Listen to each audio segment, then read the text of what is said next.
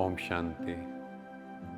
आज हम जानेंगे कैसे न्यूबॉर्न बेबी, उसके अंदर हम डिविनिटी क्रिएट कर सकते हैं, कैसे वो डिवाइन संस्कार हम फिर से लेके आ सकते हैं। देखें, जब बच्चा कोई भी एक्टिविटी करता है, कोई भी मूवमेंट करता है, तो हम उसी समय उसको कंपेयर करने लगते हैं कि ये तो उस पर गया है, इसकी ये वाली हैबिट तो उससे मिलती है। क्या ये राइट है?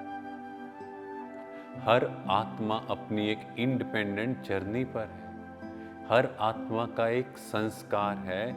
जब परमात्मा ने एक भी रेप्लिका नहीं बनाया, माना एक भी ऐसा मनुष्य नहीं जिसकी शक्ल दूसरे से मिलती हो या दूसरे से हैबिट्स मिलती हो। काइंड ऑफ सिमिलैरिटी हो सकती है, but exactly same not possible. तो हर आत्मा यूनिक है। तो यहाँ पर मुझे इस कंपैरिजन को स्टॉप करना है।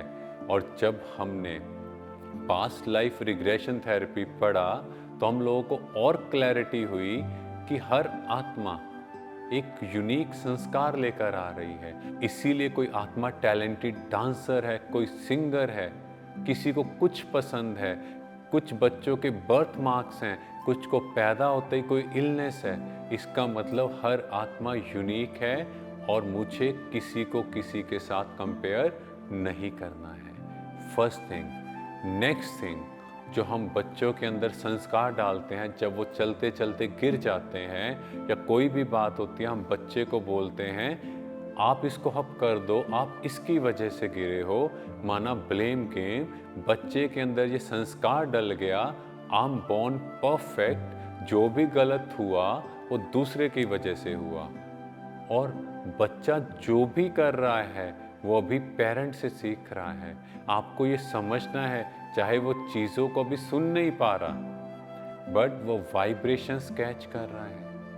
एक एक एक्टिविटी जो आप कर रहे हो, कल को आपका बच्चा वैसा ही करेगा।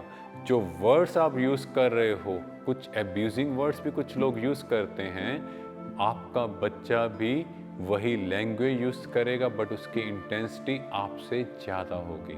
थर्ड थिंग, जब भी बच्चा कुछ गलती करता है तो हम लोग उस पर हाथ उठाते हैं। आपने देखा होगा, यशोदा माता श्री कृष्ण को ओखली से बांधते थे, उसकी पिटाई नहीं करते थे। तो हमें ये डिवाइन संस्कार डेवलप करना है कि हमें हाथ नहीं उठाना, बल्कि बच्चे की जो फेवरेट चीज़ है कुछ टाइम के लिए उसको वो मत दो, क्योंकि आज हम हाथ उठाएंगे, कल को वो भी दूसरों पर हाथ उठाएंगे। ये संस्कार हम डाल रहे हैं। फोर्थ, जब बच्चे कुछ जिद करते हैं तो आजकल पेरेंट्स क्या करें, उनको मोबाइल फ़ोन दे देते हैं कि इसी से खेलते रहे। उन्हें लगता है कि भाई हम फ्री हो गए। आपको समझना है, बच्चे का 90% जो ब्रेन है वो 5 इयर्स तक डेवलप हो जाता है। मोबाइल फ़ोन से जो साइड इफ़ेक्ट आ रहे हैं उससे उसके ब्रेन का क्या होगा। और बच्चे के अंदर हमने क्या संस्कार डाला कि कुछ भी पाना हो रो और चिल्लाओ, और बच्चे की इच्छा पूरी हो गई। तो अब वो बच्चा जब बड़ा होगा तो कोई भी बात के लिए वो सिद्ध करेगा। तो यहाँ पर ही टिल 5 इयर्स एज तक ही हमें बच्चों के संस्कारों को डिवाइन बनाना है। चेक करना है कि एक एक एक्टिविटी जो हम कर रहे हैं, आपका बच्चा वही बड़ा होके करेगा। अब हमें उन्हें कुछ और डिवाइन संस्कार भी तो सिखाने हैं। लाइक उनको बोलो जब वो सुबह उठें, गुड मॉर्निंग करें, सबको ग्रीटिंग्स करें।